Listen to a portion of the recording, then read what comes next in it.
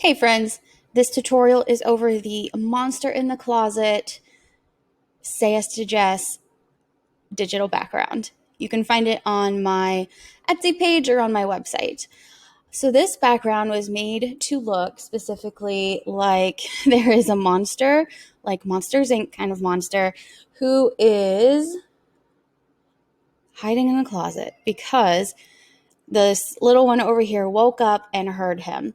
So she's kind of like peeking into, or like not peeking, but like listening to the closet with a cup over her ear, trying to see if she can hear what's going on. Our monster is trying to, or he's not trying to, he looks confused, or he should be like, I don't know what to do.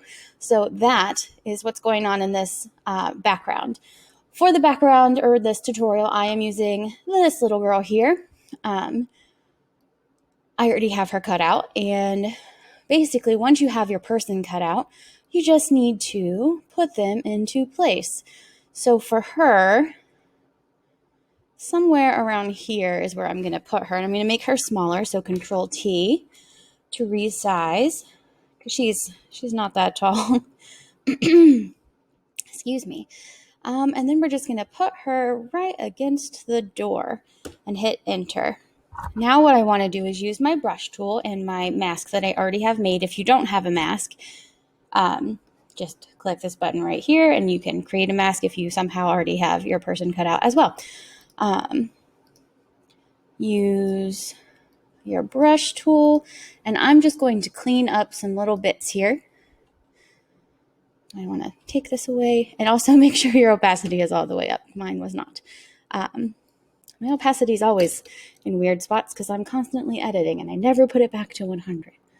So I want to bring some of this back and then take some of it away. I'm going to scoot her over just a tiny bit. There we go. Something like that I think is good. And I think I want to, you can choose to leave the doorknob behind her or bring it forward. I think I'm going to bring it forward because I like the look of her kind of like hiding behind it. Not hiding behind it, but like it being shown. So I'm just going to brush around her to add that back in. And to do that, all I did was drop my opacity down over on the layers panel. And I'm going to bring my hardness and my brush up just a little bit so that I can kind of make this a little sharper instead of have some blur to it. We want it to be a nice and sharp looking doorknob. All right, and then bring that back and take this edge away. And I'm actually, since I'm here, I'm going to do an up close delete of what's happening here. So how you do this in a straight line, if you don't know this trick, is you can use your brush tool and you tap where you want it to start, hold shift down and hit your brush down at a different point, and it'll make a straight line down, and it's a nice easy way to remove whatever it is if your lines are straight. All right, I think that looks nice. So the next thing we want to do here is I want to make her match the scene a little bit better. So she's a little bit too bright for this scene, so I'm going to do brightness contrast, and I'm going to clip it to her. So right click, create clipping mask, and I'm just going to drop down her brightness. I'm going to add some contrast. And depending on how yours was photographed is like your lighting that you had in there is how you'll want to do this particular section. I guess what I'm saying is don't necessarily follow the numbers that I have on here. Just do what looks good to you. Next, actually I'm going to drop this down just a tiny bit and ignore my cat. He's asking for food. I feel like he does this in every video. Yes, next what we're going to do is she's a little off color for what's happening here, so I want to do a color balance. So color balance and create clipping mask. And I just want to add, not yellow, yellow doesn't, maybe some red, a hint of yellow maybe. Something like that. Play around with your colors and do what feels good to you. I think I think that works. Next, we want to use our shading and highlighting. And I'm going to right click here and create clipping mask. So basically all I did is I made a brand new layer, and I'm doing a right click and create clipping mask to our girl again.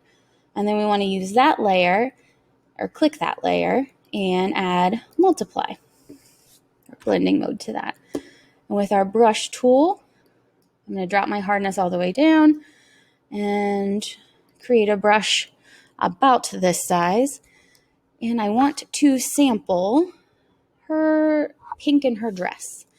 And all I want to do is, with a 10% opacity of the brush, I just want to color over here because she's facing the door, so there wouldn't be any light really hitting her here. So she would be much shadier than she is in the back.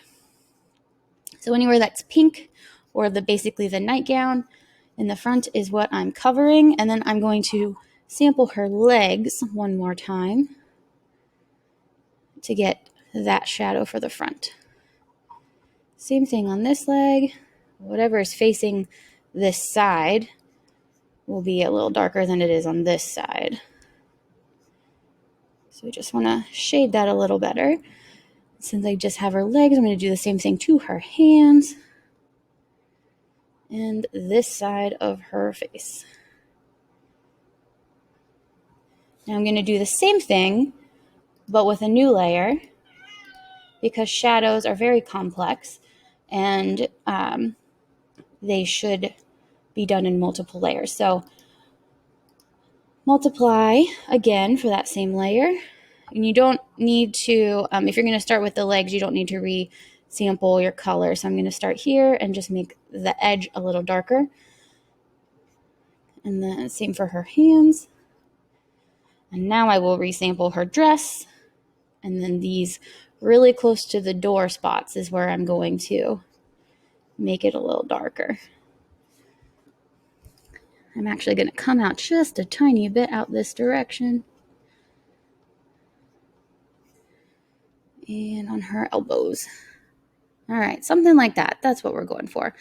Now, I personally think she basically looks very good, but I want to add just a couple of highlights in here. So we're going to do another layer. Same thing, clip it to the bottom. And instead of multiply, we're going to do a screen layer. And because we already sampled the dress, you don't have to do it again, but just because this side's brighter, I'm going to re-sample her color and just add some highlight over here because I'm just assuming there's a light source coming from that side of the room. And I'm going to do the same thing for her legs. Not a ton, just a little bit. Just to create some dimension. And for her hair.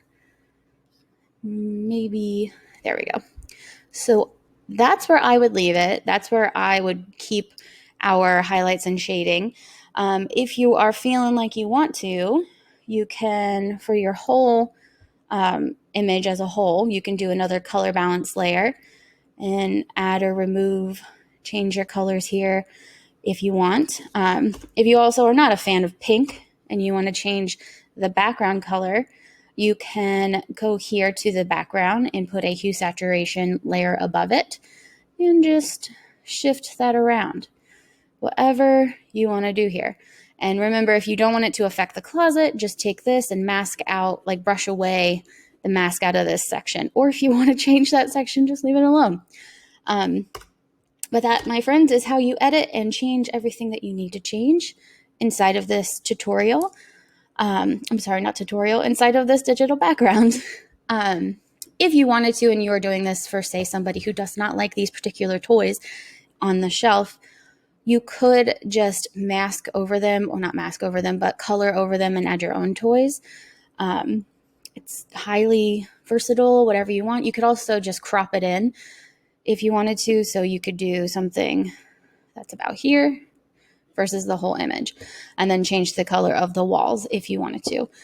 So, like I said, very easy to use. If you have any questions on how to use this, please let me know, or join me over on my Facebook group, SYTJ Photoshop Community, and I'll see y'all later.